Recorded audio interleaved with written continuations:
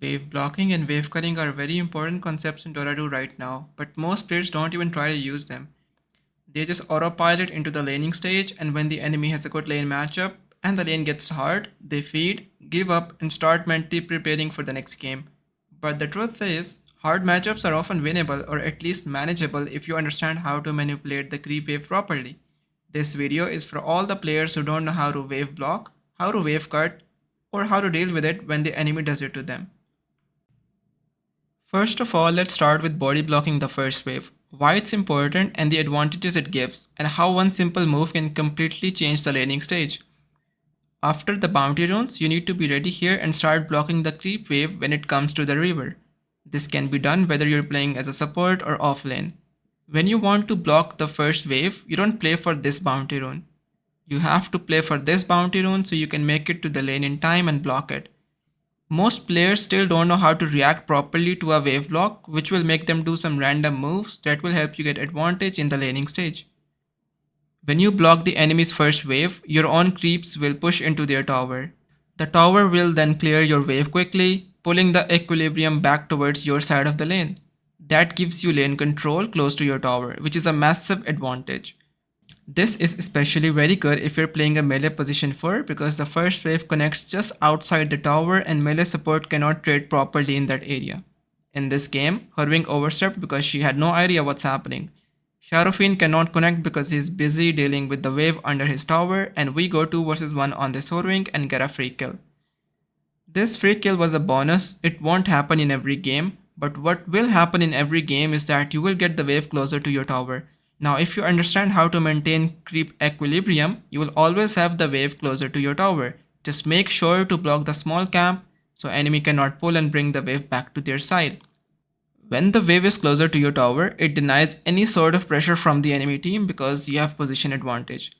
But you can easily punish the enemy heroes if they overstep.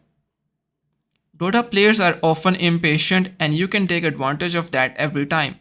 In this game, Sharofin kept trying to contest last hits even after the wave had pushed near our tower, without realizing how deep into the lane he was standing. This kind of mistake happens across every bracket, Herald, Legend, even in Immortal top 100 games, and all of this becomes possible just because we blocked the first wave.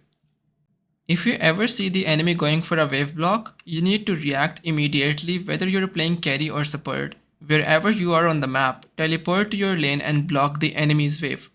If the enemy team has brought 2 heroes to block the wave, don't try to fight with them alone. You will lose most of your health and be forced to play the early lane at a disadvantage. Teleporting and blocking the enemy's lane will make the lane normal again. Whenever you're blocking the wave, there are going to be some games where enemy position 5 comes and tries to stop you. You can just 2 versus 1 that guy, make him lose some health before the lane starts. If for some reason you couldn't body block the first wave, your next option is to go for wave cutting. This starts from the second wave. You cannot cut the first wave because creeps will not aggro to you that early. The first time you can pull aggro behind the enemy's tower is at 51 seconds. So you start moving to cut the wave around 44 seconds. Before that, you should be in the lane helping your offlaner with the first wave. Most support heroes have some sort of spell that can be used to secure the range creep. If your hero does, use it. Don't let your core dive deep just to get the range creep, it's not worth it. They'll take too much damage and the lane can fall apart before the first minute. When wave cutting, make sure to block the small camp with a sentry. This is really important. The benefit of wave cutting is that it splits the lane. Even if enemy has a stronger lane on paper, they can't fully pressure you in a 2v2 when the lane is being pulled behind the tower. This makes it much easier to survive the lane, especially if you're playing a weak laning support. In lower brackets, players often don't know how to react to wave cutting, so they end up doing all kind of random things. In this game, for example, PA used blur to farm creeps under tower, but meanwhile, the tower was taking damage from creeps. If it's some other hero, they will try to tank the creep wave and just lose a massive chunk of health for no reason. After joining the wave behind tier 1, check what the enemy is doing with your wave. Your next job is to make sure their next wave doesn't go into your tower. You want to connect the waves just outside of tower range so the equilibrium stays near your side. In this game, the wave finally came to our side, and since we blocked the small camp, the enemy cannot pull to regain control. That means we can now control the lane safely. There will be situations where the enemy support also pulls your wave from tier 1 and tries to connect it with the wave you're cutting. When this happens, you need to quickly look at both cores, yours and the enemy's.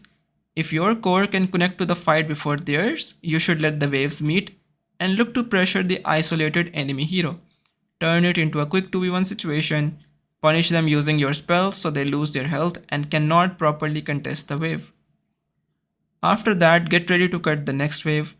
In this game, they made a series of mistakes. First, support took unnecessary damage and then Shadow Fiend focused only on last hitting, completely ignoring wave equilibrium.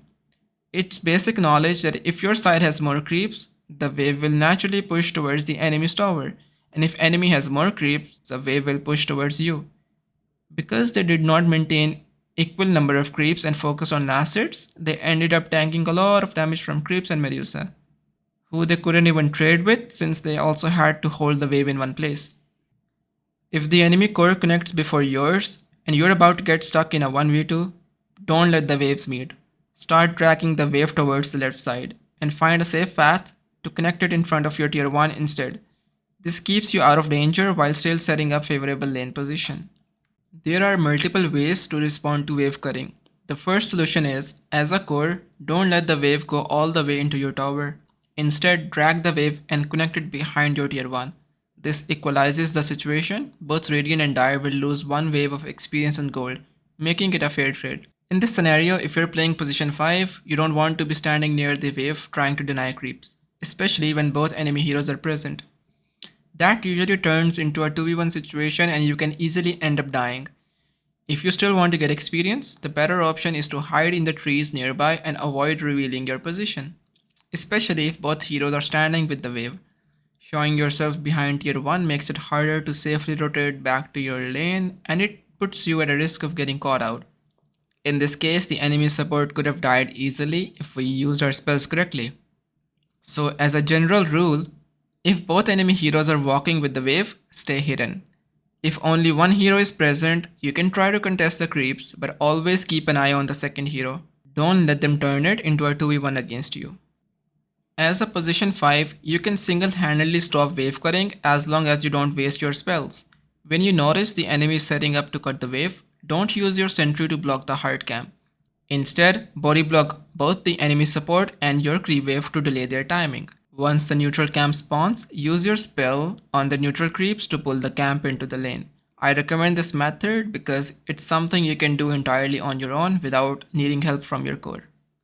If you have boots on your position for a hero, you can cut the wave and body block the camp by yourself. This prevents the enemy from pulling. But if you don't have boots, you will need to communicate with your core and ask them to body block the camp for you. Every time you go up the stairs while dragging the wave, make sure to hit a creep once to re-aggro, because if the creeps lose vision of you, they'll stop chasing. In this example, Undying is making a huge mistake by walking into a 2v1. If Bristleback has his first spell, Undying dies here. There is no way he should be standing this far forward alone. Now what do you do if both teams are cutting waves? In that case, you need to pay attention to what the enemy is doing with their wave. If their carry is just last hitting and holding the wave, then you can push this lane and let the wave go into the enemy's tower while you and your core can go behind the enemy's tier 1 and get the wave. Lastly, there is a frequently asked question, should you connect the wave behind tier 1 or in front of it? You typically want to connect the wave behind tier 1. This allows you to split the lane, force a 2v1 on the enemy position 5 and potentially punish them if they overextend. However, if the enemy slows you even slightly while you're cutting the lane, you won't be able to reach behind tier 1 in time.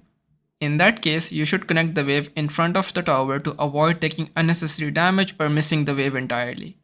There are so many possibilities when it comes to creep wave manipulation, but these are the core concepts you need to understand. If you have any questions or confusions, feel free to ask in the comments. I'll do my best to help you out. Also, coaching slots are now open for August. If you're interested in one-on-one coaching, you can sign up by joining Discord server. The link is in description. You can also look at Dota Academy. where I regularly break down concepts like these and share weekly hero guides. The link is in the description.